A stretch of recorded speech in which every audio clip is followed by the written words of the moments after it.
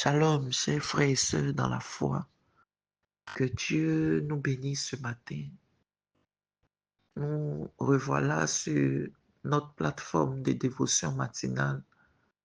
Nous prions que Dieu qui a institué cela soit lui-même au contrôle de sa parole pour faire du bien à la vie des uns et des autres au nom de Jésus. Amen. Bien-aimés, nous sommes depuis l'entame de ce mois en train de parler autour du thème le vrai disciple. Le thème de la semaine que nous avons commencé hier nous parle de la vie du disciple et le thème qui nous est soumis aujourd'hui par la grâce de Dieu, c'est dompter le rejet. Nous allons ensemble lire le verset qui soutient notre thème, qui est de l'évangile de Luc, son chapitre 9, le verset 55 qui dit « Jésus se tourna vers eux et les réprimanda, disant, vous ne savez de quel esprit vous êtes animés. » Que Dieu bénisse sa parole. Alors, quand nous lisons ce verset, nous pouvons voir tout de suite que Jésus est en train de réprimander ses disciples qui étaient prêts à poser une action qui n'était pas de Dieu. La Bible nous dit plus haut dans le texte que Jésus, dans toujours l'exercice du ministère, il voulait passer par la Samarie pour aller à Jérusalem et les Samaritains ont refusé de le recevoir. Et ses apôtres, animés d'une grande colère, ont dit qu'ils allaient invoquer le feu pour consumer les Samaritains. Et Jésus n'était pas d'accord avec cette manière de faire les choses. Bien-aimés, ce matin, nous sommes en train de parler de dompter le rejet. Le premier point que je veux relever est que, bien-aimés, ce n'est pas parce que quelqu'un ne partage pas la même foi que nous devons le rejeter. Si nous le rejetons, comment nous allons l'approcher pour lui parler de l'évangile? Bien-aimés, si nous le jugeons sur des faits, si nous le jugeons sur des actes, pour dire que nous n'allons pas nous approcher de lui, pour dire que nous allons le rejeter, comment est-ce que l'évangile, notre évangile que nous disons être vrai, notre évangile que nous disons qui guérit, l'évangile qui restaure, l'évangile qui délivre, si à les juger de par leurs actes quotidiennement, nous les rejetons, comment est-ce que nous allons leur présenter le contraire de ce qu'ils font ou de ce qu'ils disent? Parce que des personnes qui ont carrément rejeté Jésus, ils n'ont pas eu le discernement que celui qui voulait siéger sur leur territoire était celui-là même qui est la délivrance de tout Israël, qui est le véritable Dieu. Ils n'ont pas eu ce discernement-là. Et les disciples, qui, quand nous lisons les versets plus haut, ce qui leur était assigné, qui était de chasser les démons, ils n'ont même pas pu délivrer le fils de cet homme-là, qui avait son unique fils malade. Ils n'ont pas pu chasser le démon qui animait cet enfant.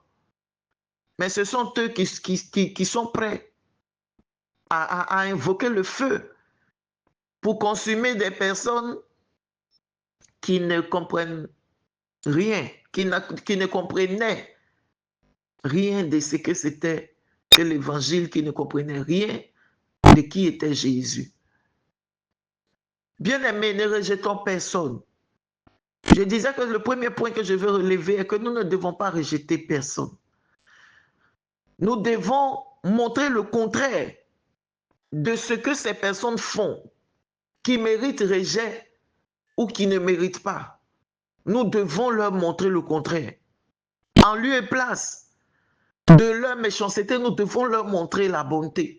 En lieu et place de tout ce qu'ils font, nous devons leur montrer le contraire, parce que c'est à cela que nous sommes appelés. Si nous ne pouvons pas les gagner de par la parole, nous pouvons les gagner de par les actes. Bien-aimés, ne soyons pas en train de rejeter, je vais aller plus loin, des personnes parce que simplement, n'étant pas le fils de mon père, n'étant pas le fils de ma mère.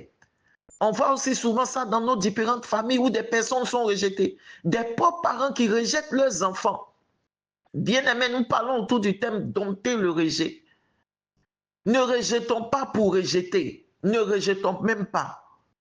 Soyons ces personnes-là qui ont les bras ouverts comme notre Seigneur Jésus, qui dit qu'il n'est pas venu pour les bien portants. Si nous estimons être bien portants, de sorte à ce que le fait que nous estimons être bien portants, nous le prenons pour juger les autres autour de nous. Bien-aimé, le Seigneur dit que ce n'est pas ce que nous devons faire. Nous ne devons pas les juger pour les rejeter. S'il y a lieu qu'ils soient jugés, alors jugeons-les pour savoir comment leur présenter le contraire de ce qu'ils sont. Bien-aimé, je vais t'exhorter ce matin.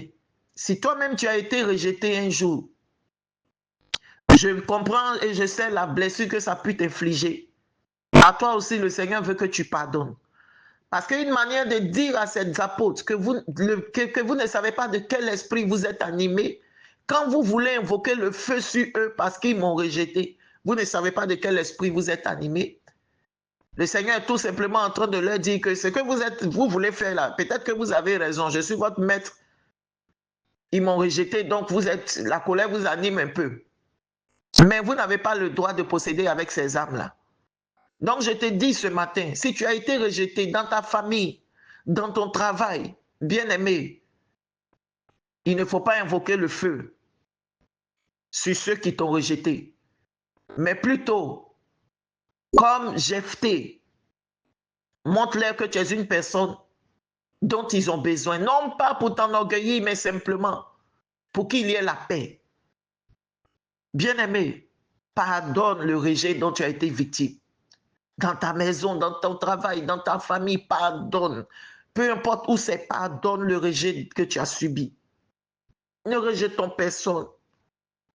Parce que s'ils ont utilisé l'âme de te rejeter et que toi, à ton tour, tu utilises l'âme aussi de les rejeter, tu vois qu'il n'y aura pas grande différence entre toi et eux. Pardonne. Et réconcilie-toi. Réconcilie-toi. Réconcilie-toi avec ton père. Réconcilie-toi avec ta mère. Réconcilie-toi avec tes parents, avec tes frères, avec tes sœurs. Ils n'ont pas compris.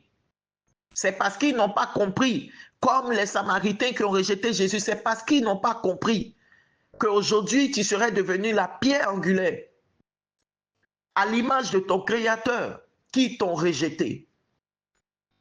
Ne les rejette pas à ton tour parce que tu ne serais pas en train d'avoir raison dans ta raison. Parce que oui, tu as raison de les rejeter parce qu'ils t'ont rejeté, mais ce n'est pas la bonne manière. Bien-aimés, aimons-nous les uns les autres. Tel est le commandement que le Seigneur nous a laissé. L'ordonnance qu'il nous a laissée. Aimons-nous les uns les autres. Imaginez-vous un seul instant que Jésus voulait rejeter. L'évangile n'entrerait pas dans les prisons parce que dans les prisons, il y a des criminels, il y a des violeurs, il y a des péchés de toute espèce là-bas. Mais l'évangile aujourd'hui rentre dans les prisons. Et dans les prisons, les gens sont gagnés à Christ. La prostituée est gagnée à Christ. L'évangile va partout, dans les régions. Bien-aimés, chez les musulmans, l'évangile va. Chez les mystiques, l'évangile rentre. Et l'évangile ramène des personnes. Imaginez-vous un seul instant, si Christ voulait rejeter quelqu'un, il dit, il ne fait point acception de personne.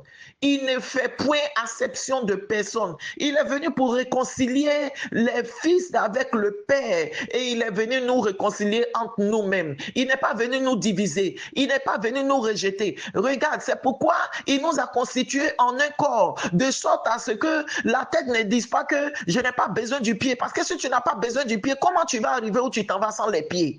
Tu vois, il nous a constitués en un corps. Si tu estimes que ton frère a moins de capacité que toi, bien-aimé, ta capacité devrait couvrir son moins de capacité. Et même d'ailleurs, son moins de capacité est aussi important que ta grande capacité. Ne nous rejetons pas. Ne rejetons pas le Christ sans vouloir, sans savoir. Parce que chaque fois que tu as rejeté un plus petit, c'est Dieu que tu es en train de rejeter. Chaque fois que tu as rejeté celui qui avait des manques et des besoins, c'est Dieu que tu es en train de rejeter. Chaque fois que tu ne l'as pas soutenu parce qu'il ne t'a pas soutenu, c'est Dieu que tu es en train de rejeter. Chaque fois que simplement même tu ne l'as pas soutenu parce que tu devrais le soutenir, c'est Dieu que tu es en train de rejeter. Que le Seigneur nous fasse du bien ce matin à travers sa parole. Que le Seigneur nous parle ce matin à travers sa parole.